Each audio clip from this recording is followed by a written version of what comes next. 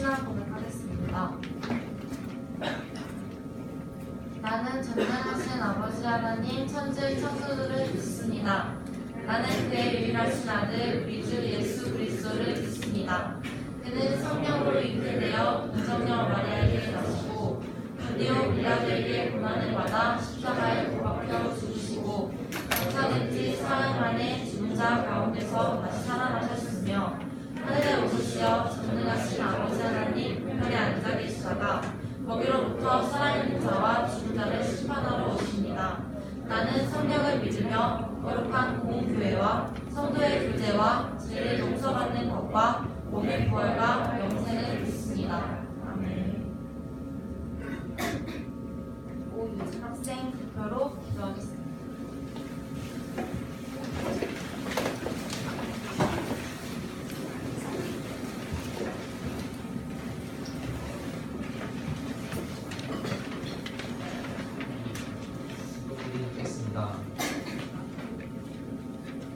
사랑의 하나님, 한 주간 저희를 지켜주셔서 감사합니다. 저희가 한 주간 하나님을 믿고 산 것을 용서해 주세요. 저희가 하나님의 영광을 위해 올바른 삶을 살 수 있도록 도와주세요. 이 예배에 주님이 함께해 주세요. 전도사님께 능력을 주시고 찬양팀과 찬양대에 찬양을 받아주세요. 예배가 끝나는 순간까지 함께해 주시길 바라며 예수님의 이름으로 기도드립니다. 아멘.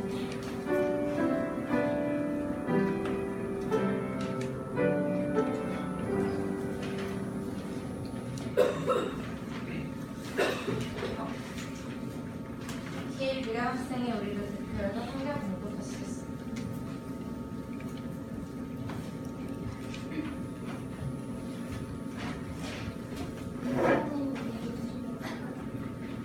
사무엘상 15장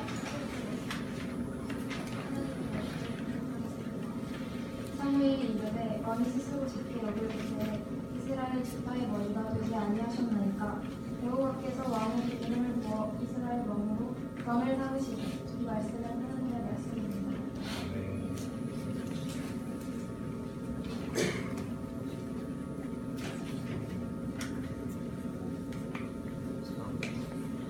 찬양대의 찬양 예수님의 윤관 전도사님께서 하나님의 사랑이라는 제목으로 말씀 전해주시겠습니다.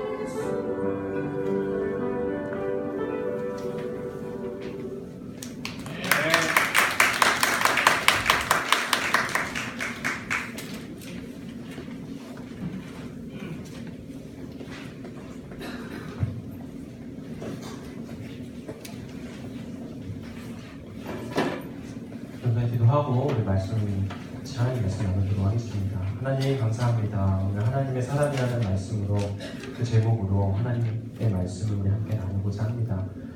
우리가 이 본문의 말씀을 붙들고 내가 이 세상에서 그리스도인으로서 하나님의 사람으로서 어떻게 살아야 할지 무엇을 붙들어야 할지 고민할 수 있는 그 귀한 시간 될 수 있도록 하나님 축복하시고 인도하여 주시옵소서. 예수님의 이름으로 기도드립니다. 아멘. 말씀을 우리가 전하기 전에 전사님이 시 한 구절을 한번 읊어보도록 하겠습니다. 결코 움직이지 않는 별이 있다면, 결코 속이지 않는 항해술이 있다면, 그것은 갈색 돌로 된 자석을 이용하는 것이지. 라비블 데 뷸네 데 프로방스의 12세기 프랑스의 시의 한 구절입니다. 전사님 프랑스어를 잘하진 않고요. 전사님도 한번 딱 와봤는데 이 발음을 연습하려고 어제 구글 번역기를 돌리고 그랬었어요. 프랑스어를 아예 읽을 줄 몰라서. 자, 전사님이 이 시의 한 구절을 읽었는데 이게 무엇에 대한 설명일까요? 자, 속이지 않는 항해술, 근데 갈색 돌로 된 자석, 뭘까요? 그렇죠, 나침반이죠. 자, 우리가 이 인류의 문명과 과학, 우리가 이 엄청나게 비약적으로 발전한 이 문명과 과학을 우리가 굉장히 많이 누리고 있어요. 그런데 이 문명과 과학이 이렇게 성장하고 발전하게 된 가장 큰 원인을 한 가지 뽑아보라고 하면은 문명과 문명의 만남입니다. 즉, 이 대륙과 대륙 사이에는 뭐가 가로놓여져 있죠? 그렇죠. 엄청나게 넓은 끝이 보이지 않는 바다가 놓여져 있어요. 근데 그 바다를 건너게 해준, 즉 새로운 문명과 또 다른 문명이 만나게 해준 그 기술이 바로 나침반이라고 하는 거예요. 요즘에는 구글맵도 있고 내비게이션도 있고 세계 지도도 있어서 많은 지도들이 발달돼 있어서 우리가 원하는 그 장소에 정확하게 찾아갈 수 있잖아요. 그런데 옛날에 그런 게 없었는데 이러한 모든 발전을 도와주게 된 가장 원동력 중에 하나가 뭐냐? 바로 나침반이라고 하는 겁니다. 그래서 그 시절에 나침반이야말로 끝없는 그 미지의 망망대해를 건너게 해준 가장 키 포인트 역할을 한 것이 바로 나침반이라는 거예요. 그런데 우리의 인생도 어떻게 보면 크게 다르지가 않아요. 인간인 우리는 한치 앞을 내다볼 수 없는 사람들입니다. 그래서 우리는 이 불확실한 미래를 위해서 지금 열심히 현재에서 많은 것들을 노력하고 준비해가고 있어요. 아직 살아보지 못한 내일을 위해서, 그렇죠? 미래를 위해서 정말 불안정하기 때문에 지금 너무나 열심히 충실하게 살아가고 있습니다.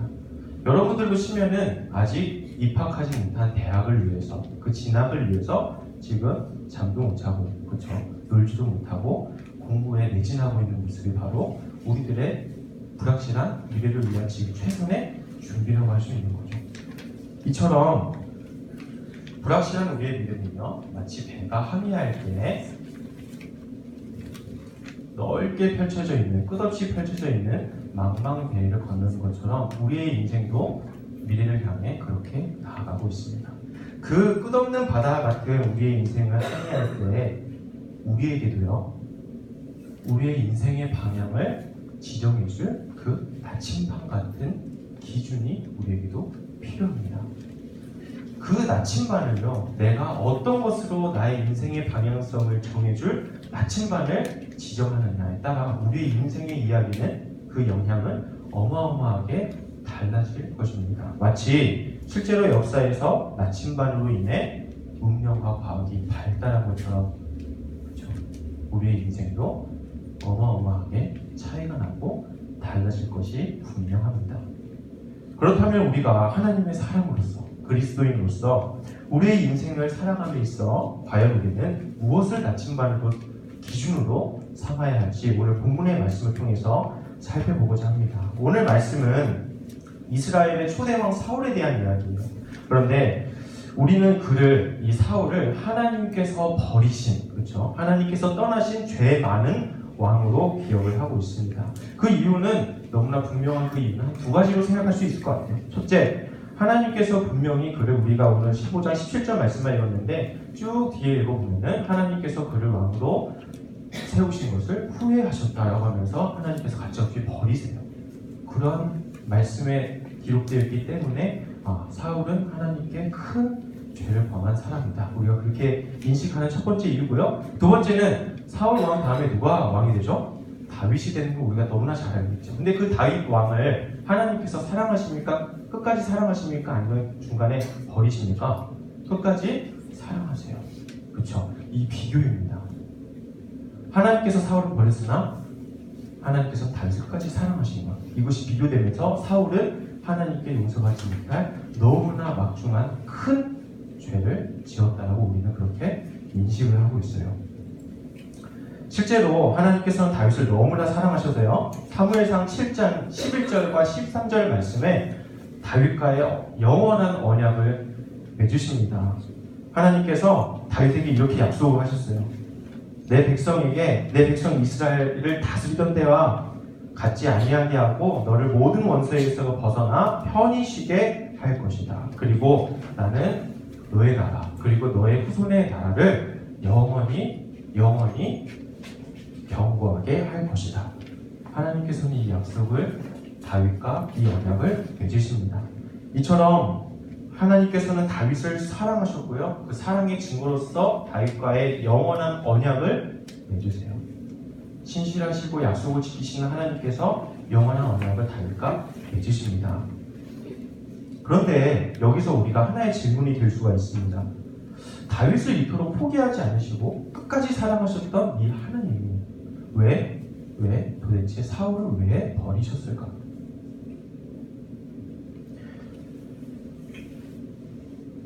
이 질문을 우리가 파헤치기 위해서 한번 다윗과 사울을 잠깐 비교해 보려고 하는데요. 다윗이 지은 죄와 사울이 지은 죄가 과연 하나님께서 보시기에 어떤 죄가 더 중요했을까? 나는 그 질문을 한 번 더 전사님이 우리 학생들에게 던져보고자 합니다. 자, 다윗은요, 왕이 되었을 때, 왕의 뜰을 거닐 때 한 여인을 발견하게 되죠. 그렇죠? 누구죠? 바로 밧세바입니다. 밧세바. 그래서 밧세바가 누구인지 너무 첫눈에 반해서 너무나 예뻐서 자기의 아내로 삼고 싶어서 이렇게 알아봐요. 그런데 충격적인 소식을 듣게 됩니다. 밧세바가 유부녀였고요. 또 누구의 아내였죠? 자기의 충직한 신하 중에 한 명이 우리아의 아내였던 거예요. 그러면 정상적인 신앙을 가지고 있는 하나님을 정말로 경외하는 사람이라면 그 얘기를 들었을 때 어떠한 마음을 가져야 될까요? 내가 너무나 예쁘고 첫눈에 반했지만 이거는 하나님께서 유부녀이고 또 내 신하의 아내니까 내가 결코 그 마음을 둬서는 안 되겠다라는 그 마음을 가져야 되는데 다윗은 그 사랑의 마음이 너무 컸나 봐요. 그래서 그 마음을 멈추지가 않습니다. 그래서 죄를 짓게 돼요. 어떤 죄를 짓죠? 아주 교활하고 은밀한 계획을 세우게 됩니다. 당시 암몬과의 전투가 있었는데 우리아가 선봉대장이었어요. 요압 장군과 함께. 그런데 마치 전장에서 전사하도록 요압 군대장에게 일정을 보내서 서신을 보내서 이 우리아가 전쟁 중에 맨 앞으로 나아가게 해라. 그래 너희들 뒤로 싹 빠져라. 그래서 거기서 어떻게 하게 해라? 거기서 전사하도록 해라. 이렇게 교활한 작전과 계획을 짜서 우리아를 죽이게 하고 바보가 된 밧세바를 어떻게 하는 거죠? 자신의 아내로 취하게 된 다윗입니다. 그의 죄목이 뭐에 해당될 수 있을까요? 살인교사와 그렇죠. 부정직한 건 물론이고 살인교사와 그리고 간음이 해당되겠죠. 이 죄가 우리가 생각할 때 결코 가볍다고 생각할 수 없을 겁니다. 굉장히 무거운 죄예요. 그럼 반면 사울이 지었던 죄를 한번 살펴보면 오늘 우리 말씀 사무엘상 15장 말씀이 사무엘이 하나님께 지었던 죄에 대한 말씀이에요. 그런데 하나님께서 사울에게 이렇게 전하라고 하나님께서 명령하십니다. 그 명령이 무엇인가? 당시 이스라엘이 출애굽을 할 때 르비딤이라고 하는 곳에서 아말렉이 도망치는 이스라엘 향해서 어떻게 하죠? 이스라엘을 몰살시키기 위해서 이스라엘을 칩니다. 하나님께서 그것을 기억하세요. 그래서 그때의 죄를 지금 내가 이 아말렉과의 전쟁을 통해서 그 죄값을 치르겠다. 그래서 너는 사울 왕에게 전해서 아말렉과의 전쟁을 선포하고 시행해라. 하나님께서 명령하셨습니다. 그런데 하나님의 명령대로 사울이 아말렉과의 전쟁을 치렀더니 당연히 그렇죠? 하나님께서 원하시는 전쟁이었으니까 당연히 대승을 거두게 돼요. 그런데 여기서 문제가 생깁니다. 하나님께서는요 분명히 아말렉과 전쟁 후에 그 모든 것을 진멸하라고 말씀하셨거든요. 근데 사울이 진멸을 하나요? 진멸하지 않나요? 전혀 진멸하지 않습니다. 사울이 그 명령을 온전하게 수행하지 못해요. 하나님의 말씀을 불순종하며 좋아 보이는 양질의 전리품들을 군사들이 챙기고요. 또 사울 왕은 아말렉의 왕 아각을 포로로 삼습니다. 하나님의 명령은 반드시 죽이라고 했는데 죽이지 않아요. 하나님께서는요 이 사건을 통해 사울 왕을 세우신 것을 후회하셨고 더 이상 이스라엘 나라의 왕으로서 하나님의 인정이 사라지게 됩니다. 정리하자면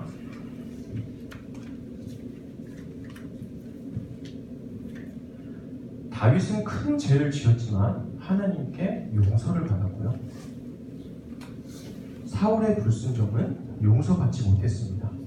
사울의 불순종이 용서받지 못한 이유를 알기 위해서는요. 그 사울의 불순종이 의미하는 바를 우리가 조금 더 자세하게 알아봐야 돼요. 아말렉과의 전쟁은요. 하나님께서 명하신 거룩한 전쟁입니다. 보통 나라와 나라가 전쟁을 하면 한 나라가 더욱더 번성하고 우리 영화를 누리기 위해서 땅을 넓히기 위해서 영토를 확장하기 위해서의 전쟁이잖아요. 근데 이 전쟁의 성격은 굉장히 다릅니다. 이 전쟁은 하나님께서 선포하신 전쟁이고 그 전쟁의 성격, 전쟁이 일어나게 된 것은 아말렉의 죄값을 치르기 위한 하나님이 명령하신 하나님의 전쟁이었어요. 이 전쟁의 주관자는 하나님이시고 사울과 그의 백성들, 즉 그의 군인들은 하나님의 죄의 심판에 대한 도구일 뿐이었습니다. 그런데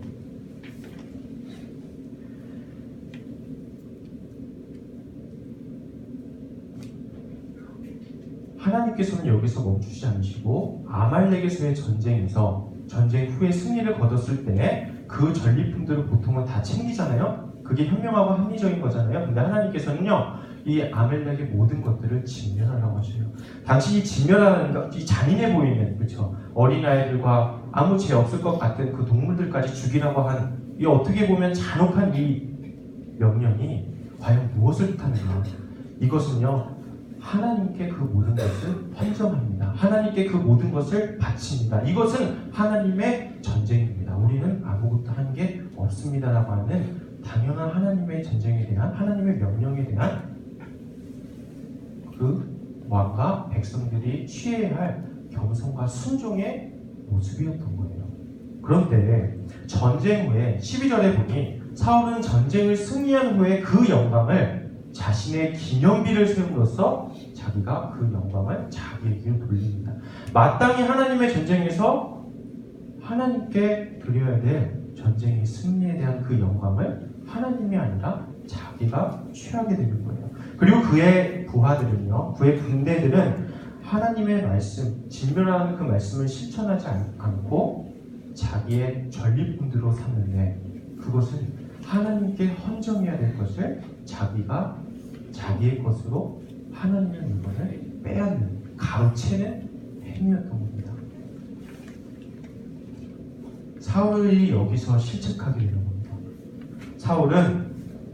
사울의 말을 보면 사무엘이 와서 왜 그렇게 했느냐, 왜 진멸하지 않았느냐, 그 사무엘의 책망이 떨어질 때 사울이 이렇게 변명을 해요. 내가 나의 군대를 두려워해서 그들이 그 진멸하는 것을 하지 않고 자기의 전리품을 챙길 때 내가 그것을 못하게 하면 그 군인들이 나에 대한 원망을 할까봐 그게 두려워서 내가 그대로 두었습니다. 사울이 왕이 된 것은 누구 때문에 왕이 됐죠? 오로지 하나님의 전적인 선택이었습니다. 사울이 뭐가 잘나서, 사울이 뭐가 대단해서 전쟁의 왕이라서가 아니라 하나님께서 선택하셨기 때문에 이스라엘 왕이 된 거예요. 그리고 사실 이스라엘의 참된 왕은요, 사울이 아니라 누구죠? 바로 하나님이십니다. 사울은 하나님의 그 왕에 대한 그 권한을 대리하는 왕의 대리자의 역할이었는데 사울은 자신의 그 본물을 망각하고 하나님을 잊어버리고 하나님이 명령하신 하나님이 결정한 그 모든 것들을 자기가 임의대로 자기의 왕위를 위해서 백성들에 대한 체면을 위해서 그 모든 것들을 자신의 임의대로 결정하게 되는 엄청난 불순종의 일을 저지르게 되는 거예요. 전자에 방금 불순종이라는 얘기를 했는데 불순종을 성경의 원어로 얘기로 풀어보면요. 불순종의 의미는요. 하나님을 배역하고 배반하고 하나님으로부터 돌아서는 것. 하나님을 완전히 떠나버리는 것이 바로 불순종이 가지는 의미입니다. 즉 사울의 이 선택은요. 내가 이제 하나님과는 다른 길을 걷겠다. 참된 왕이신 하나님은 당신이 이제 이스라엘 왕이 아니라 내가 이스라엘의 참된 왕이 되겠다라고 하는 반역의 메시지인 거예요. 하나님을 완전히 배반한 사건입니다.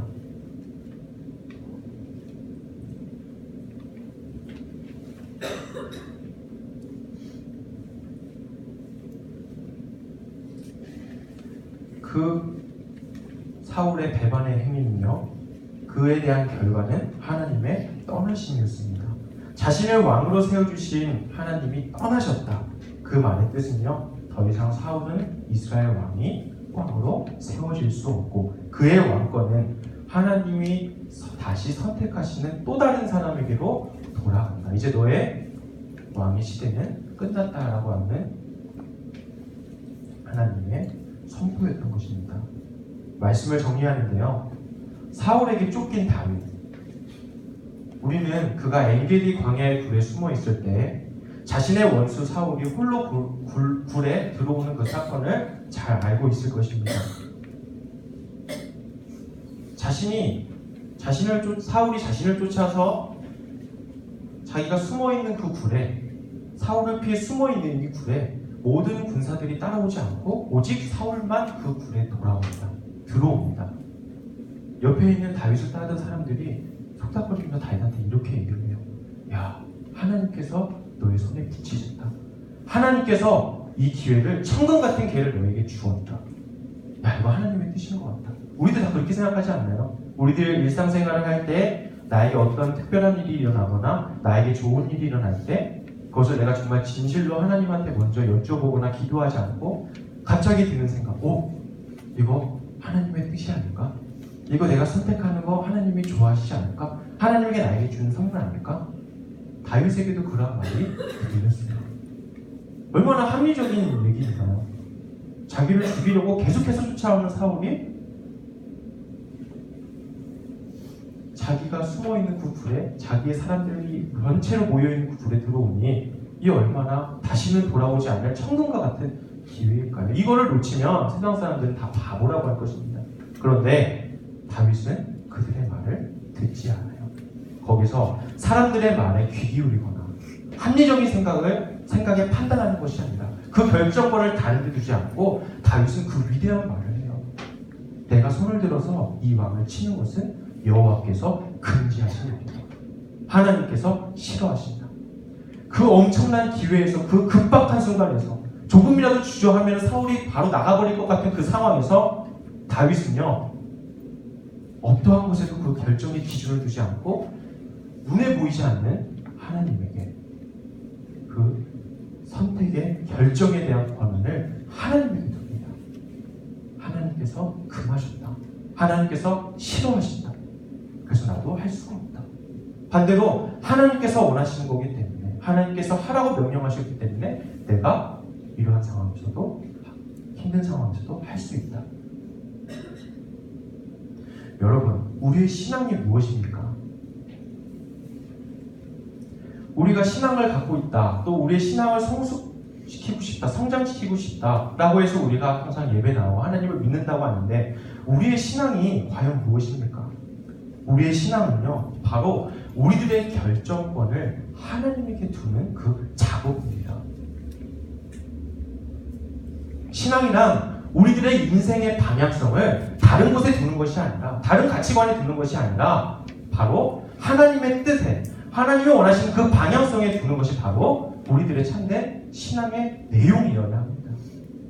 예수님을 믿고 구원받고 우리가 천국 가는 거 너무나 중요한 일입니다. 예수님께서 우리를 위해 십자가에 달려 돌아가셨다? 너무나 기쁘고 너무나 중요한 믿음입니다. 그런데 우리가 마치 다른 종교에서 하는 주문을 외우는 것처럼 예수님이 십자가에 달려 돌아가셨을 때 나 믿어 보니까 천국 갈 거야. 그 신앙의 수준에 머무르면 안 되는 거예요. 위대한 하나님께서 쓰신 사람들의 모습은 이러한 결단이 있었고 이 절체절명의 이 순간에 항상 하나님을 의식하는 그 눈이, 그 안목이 있었습니다. 근데 그 신앙의 내용이 그들만의 이야기와 그들만의 리그가 아니라 우리들의 이야기가 되어야 하는 거예요. 여러분들이 인생을 사는데 예수 믿고 구원, 천국, 아멘이 아니라 그거는 물론이고 우리의 한순간에 크고 작은 일이든 간에 무엇이든 하나님께 여쭤보고 어떤 것이 하나님이 기뻐하시며 어떤 것이 하나님 보실 때 선한 것일까 계속해서 고민하고 또 고민하며 신중하게 하나님의 뜻에 따라 선택하고 그 인생의 방향을 펼쳐나가는 것이 바로 참된 신앙인의 모습이라는 거예요.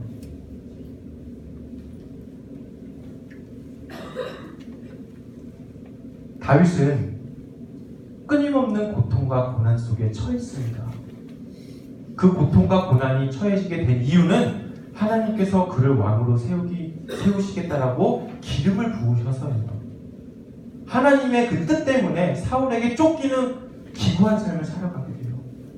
그 삶 속에서 죽을 뻔한 위기는 물론이고요. 사랑하는 사람과 이별도 하고 가족들도 잃어버리고 때로는 미치광이가 되어야 되는 수모도 겪고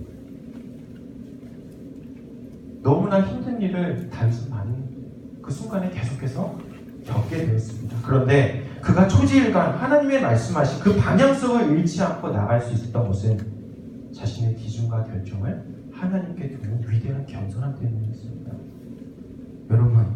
여러분들의 보이지 않는 그 불안정한 미래에 그 방향성을 하나님께 맡기십시오. 내가 그 결정권과 기준을 들고 있으면 결국 사울의 비참한 결과가 길보아 산에서 전사했던 그 비참한 인생의 그 피로감이 우리들에게도 계속해서 있을 겁니다. 그런데 순간 내가 다윗이 밧세바를 아내로 취하는 그러한 실수를 한다 하더라도 하나님의 선택에 대한 하나님의 그 기준에 대한 내 인생의 방향성을 하나님에게 두는 것은 절대로 우리가 놓치거나 간과해서는 안 되는 것입니다. 여러분들이 하나님께 방향성을 둔다면 그 기준을 하나님의 말씀에 둔다면 여러분들의 삶 속에 홍해와 같이 여리고성과 같이 해결할 수도 없을 것 같고 건널 수도 없을 것 같은 그 무지막지한 일들이 그 위기들이 찾아올 때 그때 하나님께서 기적을 일으키실 겁니다. 홍해를 가르셨던 여리고성을 무너뜨리셨던 그 기적이 하나님께서 여러분들의 삶에 개입하시고 주관하시는 놀라운 역사를 학생들이 참여하게 되기를 체험하게 되기를 간절히 소망합니다. 그래서 다윗과 영원한 언약을 맺으신 우리의 하나님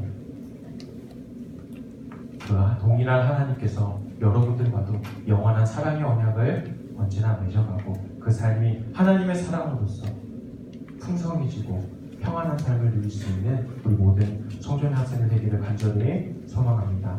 이제 기도하겠습니다. 하나님,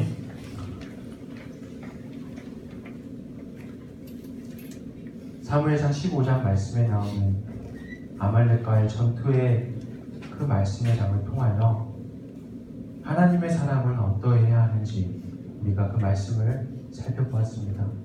하나님, 사울은 실패한 왕이었습니다.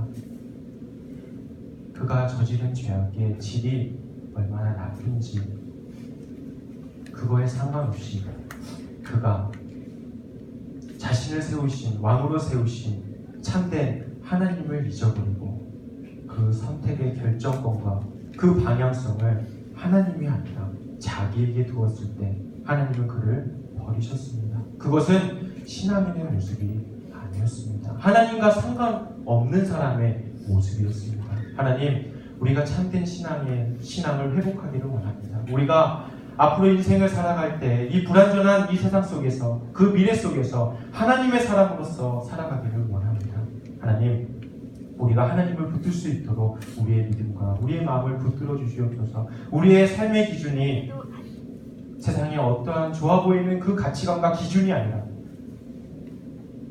영원 불변하신 하나님의 말씀이 나의 인생의 나침반이 기준이 될 수 있도록 하나님 우리의 마음을 붙들어 주시옵소서. 예수님의 이름으로 기도드립니다.